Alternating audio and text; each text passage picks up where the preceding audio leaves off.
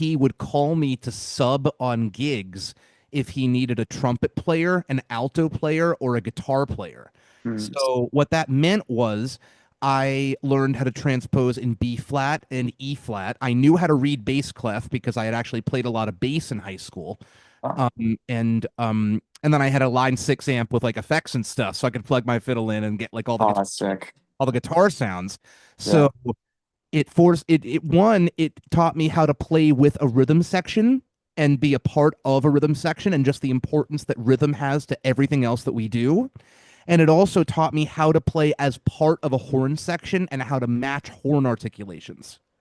And I'm aware that that's a very, very specific, like,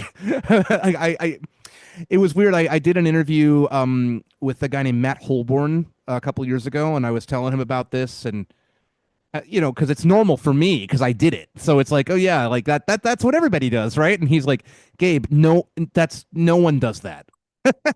Oh, I'm like, what are you talking about? Everyone does that. But I'm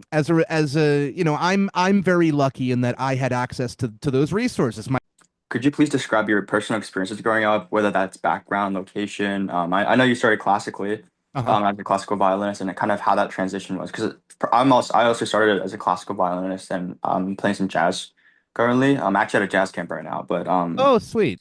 Which jazz camp? the Litchfield Jazz Camp. Oh, right on. Very cool. Very cool. Yeah, so my background is so I'm from Maine originally. I'm from Portland, Maine, Mm. and I started playing when I was really young. I started playing when I was around 3 years old, and my dad is a musician. He's a piano player, and I grew up with a lot of different music in the house. And he would be practicing. He used to play in what we would call in New England a GB band, which stands for General Business. So it's the same thing as like club dates in New York or like society work, I think they call it in the Midwest. But it's like weddings, dances, functions, music that you would hire, right, for general business. That was kind of the idea. Yeah. And so you got to know a lot of different styles of music and how to play. So I would hear him practicing jazz, rock, Latin stuff, classical stuff, all sorts of things like that. Yeah. So when I was growing up, I initially started where I was a total Suzuki kid. I did the private lessons, the group lessons, the recitals, the whole kit and caboodle.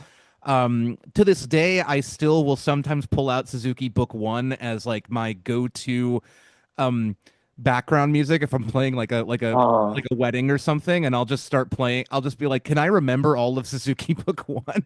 uh-huh. And it's Yeah. a nice thing to do because especially if you're playing with another violinist, you can just be like, "Hey, you remember you remember Suzuki Book One?" You're like, "Oh Yeah. boy!" And they I see. I start see. to play it and see what you can do with it. But I remember playing a lot of those pieces, and my dad, of course, being a piano player, ended up getting the gig where he was essentially the accompanist for all of the Suzuki Studio recitals. And Wow. so for me, it was very advantageous because it meant that I had, full access to my accompanist whenever I wanted. And Mm. he was more than happy to play with me.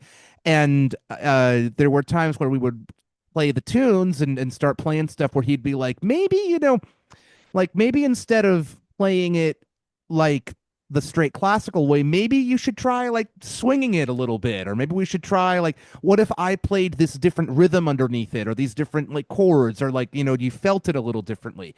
And so that was sort of my first introduction of taking something that was, I guess, quote unquote classical music, and then sort of trying to do something else to it. And from there, right, and then I would bring it into my teachers, and they of course would be like, wow, why are you doing that? You terrible student, don't do that. Really? And Wow.